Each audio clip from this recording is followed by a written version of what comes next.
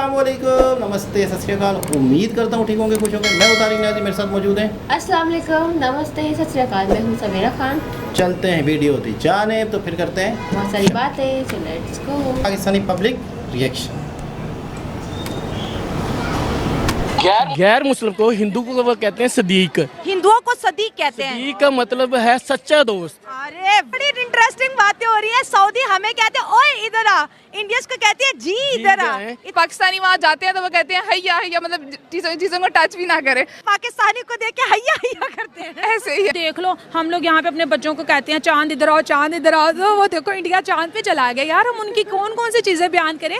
हिंदू मज़हब को भी प्रमोट कर रहे हैं और वहाँ मंदिर वगैरह ये वो हर चीज़ बन रही है, लेकिन उनको शायद अगले वक्त में अपनी इकॉनमी इतनी सरवाइव नज़र नहीं आ रही। दोस्तों, अपने आप को दुनिया भर के इस्लाम का ठेकेदार मानने वाला पाकिस्तान अब इस बात से परेशान है कि सऊदी अरेबिया में रामायण गीता क्यों पढ़ाई जा रही है। अब देखो, एक तरफ तो सऊदी अरेबिया जो गल्फ कंट्रीज है ना, वो पाकिस्तानियों के पिछवाड़े पर लात मार के भगा रही हैं कि भाई यहाँ पर 50% से ज़्यादा क्राइम तो ये पाकिस्तानी आकर कर रहे हैं, भीख मांग रहे हैं। और दूसरी तरफ पाकिस्तानी उनको हिदायत दे रहे हैं कि तुम वहाँ पर मंदिर मत बनवाओ, वहाँ पर रामायण गीता मत पढ़ाओ, जो तुम स्कूलों में भी पढ़ाने वाले हो। ऐसे तो सऊदी अरेबिया में दोस्तों हिंदुओं की आबादी बढ़ जाएगी। तो इसी को लेकर आज का वीडियो है और इस पर दोस्तों पाकिस्तानियों के ओपिनियन है। आप लोग सुनिए, एंजॉय कीजिए। अगर आपके कोई ओपिनियन हो तो वो भी आप कमेंट कर दीजिए। तो चलिए वीडियो स्टार्ट करते हैं, फिर मिलते हैं वीडियो के एंड में। मुस्लिम कंट्री, मुस्लिम उम्मा का लीडर हिंदुइज्म की तरफ क्यों जा रहा है? हमारे साथ सर मौजूद है, इनसे बात करते हैं, इनका नाम जानते हैं। अस्सलाम वालेकुम। वालेकुम अस्सलाम। आपका नाम? मेरा नाम जी अनायतुल्ला है। सर क्या करते हैं आप? मैं फायर फाइटर हूँ। अच्छा। और मैं सऊदीया में 2 साल ड्यूटी की है। अच्छा। गवर्नर हाउस में, वो भी मज़ेदारी की बात है। जबरदस्त। तो मैं हैरान हूँ कि हम मुसलमान हैं, वो मुस्लिम कंट्री है। हाँ। और हमारे नबी हज़रत मोहम्मद सल्लल्लाहु अलैहि वसल्लम की वजह से वहाँ जो रौनकें हैं या वहाँ रहमतें उनकी वजह से है, लेकिन उनके जो करतूत हैं वो हमारी मुसलमानों की झुकाव की तरफ नहीं है। हाँ। वो हमें कहते हैं रफ़ीक। अच्छा। रफ़ीक का मैंने होता है दोस्त। अच्छा। और पाकिस्तानियों को सऊदी रफीक कहते हैं। रफ़ीक कहते हैं। और रफ़ीक का मैंने दोस्त है। दोस्त है। आपको भी नहीं पता होगा क्योंकि आपको नहीं पता। नहीं सर, हम कभी गए नहीं है ना। हाँ। और गैर मुस्लिम को हिंदू को वो कहते हैं सदीक। हिंदुओं को सदीक कहते हैं। सदीक का मतलब है सच्चा दोस्त। अरे वाह, हमें दोस्त और उन्हें सच्चा दोस्त। उन्हें सच्चा दोस्त। बड़ी ज्यादती कर रहे हैं सऊदी हम अरब। जैसे कहते हैं ओए ओए इधर आ, वो ये ओए, और उनको वो जी, उनके लिए जी है। और ये अच्छा, ये बड़ी इंटरेस्टिंग बातें हो रही है। सऊदी हमें कहते हैं ओए इधर आ, इंडियंस को कहते हैं जी इधर आ। इतना बड़ा फर्क क्यों है जी? फर्क वो है कि कुछ हमारी आदतें भी खराब हैं। हाँ, हमारी आदतें खराब हाँ, हैं। क्या? हमारी आदतें ये है कि अब रमज़ान है, वहाँ ज़कात लेने वाला कोई नहीं है। ठीक है। हिंदू, क्रिश्चियन, फिलिपाइनी सारे लोग जो है ना वो नहीं लेंगे। हमारे लोग दरवाजे खटखटाते हैं, भीख मांगते हैं भीख मांगते पाकिस्तान। हैं, कहते हैं हमें दे दें ज़कात। तो हमारी इज्जत इस तरह होनी है। पाकिस्तानी इस्लामिक कंट्रीज जितनी भी है वो बजाय के पाकिस्तान के मुसलमान जहाँ पर भी उनके साथ कहीं ज्यादती हो रही है उस चीज़ को वो लेट डाउन करते हैं और दूसरी कंट्रीज को सपोर्ट करते हैं। जहाँ की इकोनॉमी स्ट्रॉन्ग है, जहाँ पर ये जो हमारा है मगरबी कल्चर वो कम हो रहा है, दूसरा कल्चर ज़्यादा है उस चीज़ को। सऊदीया वो वाहिद कंट्री है जो स्टैंड ले तो पूरा मुल्क इसके साथ खड़ा हो सकता है। वहाँ पर काबे में जितनी रौनक होती है दुनिया में हर टाइम इतनी रौनक कहीं किसी जगह पे भी नहीं होती। वहाँ पर जितने मुसलमान स्टैंड ले सकते हैं, बात कर सकते हैं, इतना कोई भी नहीं। लेकिन वहाँ पर जस्ट इबादत भी एक सिस्टम बनाया हुआ है कि आए करें, उसके अलावा पाकिस्तान को कोई अहमियत नहीं दी जाती। मुसलमानों को इतनी फैसिलिटीज नहीं दी जाती जितनी दूसरी कंट्रीज के। सऊदी अरब हमें बैगर्स कहते हैं, भिखारी कहते हैं। पाकिस्तानियों के वीज़ा बंद किए हुए हैं। सऊदी अरब जो है इंडियंस को अपना दोस्त मानते हैं, उनके मजहब से भी प्यार करते हैं, इंडियन से भी प्यार करते हैं। तो सऊदी और इंडिया के रिलेशनशिप को आप एज अ इस्लामिक विमेन कैसे देख रही हैं? वो इसीलिए मैं देख रही हूँ ना कि उनकी इकोनॉमी स्ट्रॉन्ग है, जहाँ से हमें वैसा आता अच्छा लगता है हम उसी तरफ ही झुकाव करते हैं। बड़ी बात है। सऊदी अरब को पता है इंडिया मालदार है, इसलिए वो इसके साथ दोस्ती कर रहे हैं। बिल्कुल ऐसे ही है। आजकल डॉलर जितना ऊपर जाएगा उसी मुल्क से हमारी दोस्ती होगी। और ये इंडियन कल्चर जो है वो वैसे भी इस चीज़ को प्रमोट कर रहा है कि जो मुस्लिम है वो कम हो और सारी कंट्रीज इस चीज़ को सपोर्ट करें। पाकिस्तानी वहाँ जाते हैं तो वो कहते हैं हैया हैया, मतलब चीज़ों को टच भी ना करे। और दूसरी कंट्रीज जो है सऊदी अरब पाकिस्तानी को देख के हैया हैया करते हैं। ऐसे ही है, पता नहीं क्या क्या नहीं कहते। मतलब हैया हैया का मतलब क्या है? ये अफ्रीका के जंगलों से आए हैं, क्या मतलब है? उसका मतलब ये है कि पाकिस्तानी जो है वो हर चीज़ से दूर रहे, बस वो वहाँ पर कोरोना वायरस की तरह सऊदी अरब की हर चीज से पाकिस्तानी हैया हैया दूर है। हाँ जी, ऐसे ही है।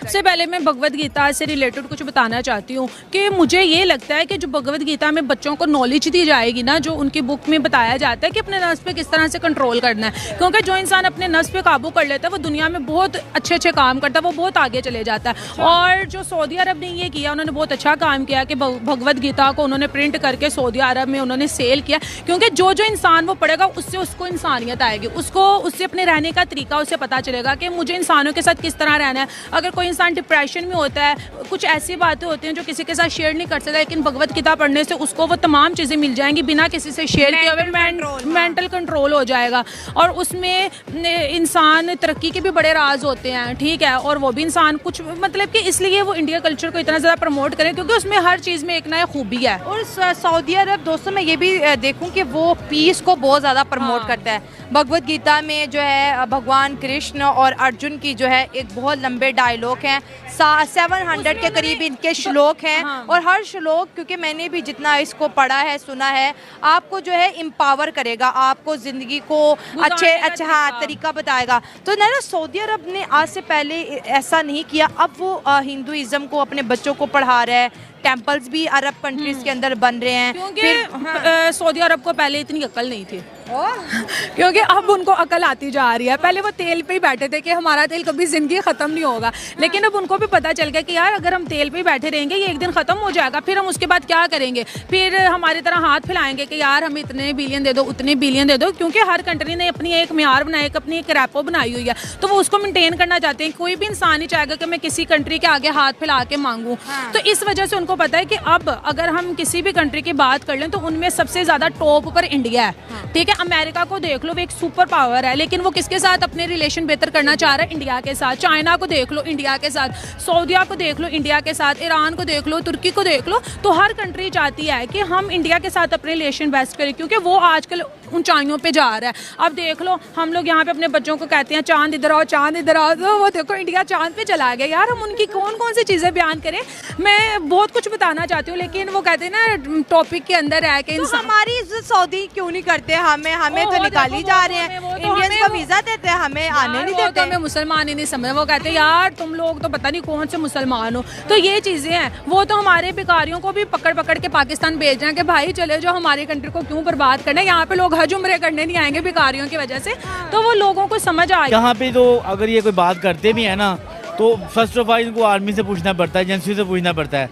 अगर ये ना पूछे ना, अपनी तरफ से ये कोई बात कर दें, तो वो बाद में फिर इनके लिए बड़ा मसला बन जाता है उसको कवर करने के लिए, इसलिए वो बात करते नहीं है प्रॉपर।